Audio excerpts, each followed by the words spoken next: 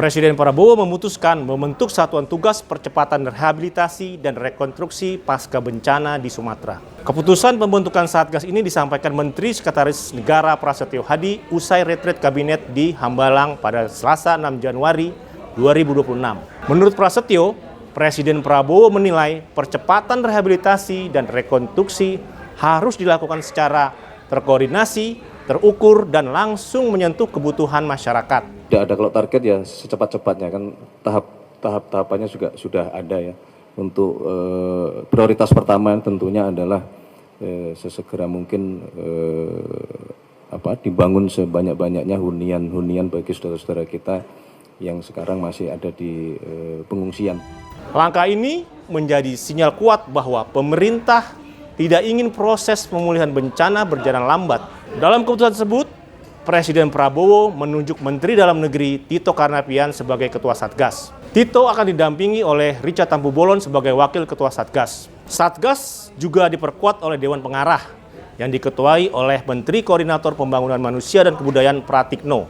Pembentukan Satgas ini bertujuan untuk mempercepat penanganan dampak bencana Sumatera, mulai dari perbaikan infrastruktur, pemulihan layanan publik, hingga pemulihan sosial dan ekonomi masyarakat. Pemerintah ingin memastikan bahwa proses rehabilitasi tidak hanya berhenti pada penanganan darurat, tetapi berlanjut hingga masyarakat benar-benar bisa kembali beraktivitas secara normal.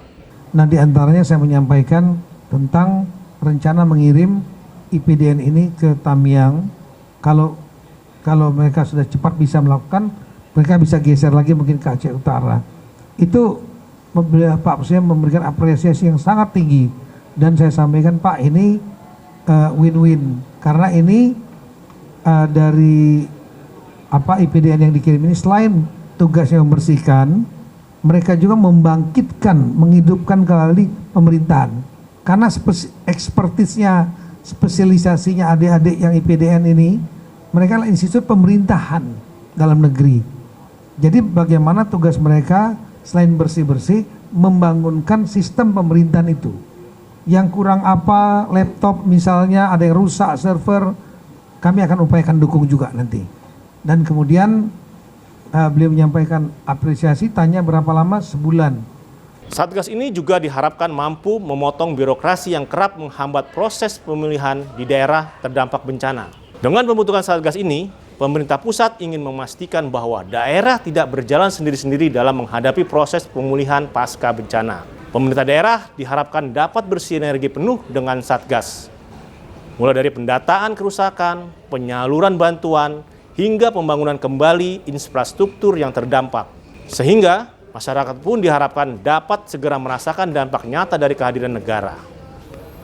Pembentukan Satgas ini menjadi satu keputusan penting dalam retret Kabinet Merah Putih Jilid 2 ini. Langkah ini menegaskan komitmen Presiden Prabowo untuk memastikan pemulihan pasca bencana tidak berlarut-larut dan benar-benar berpihak pada rakyat.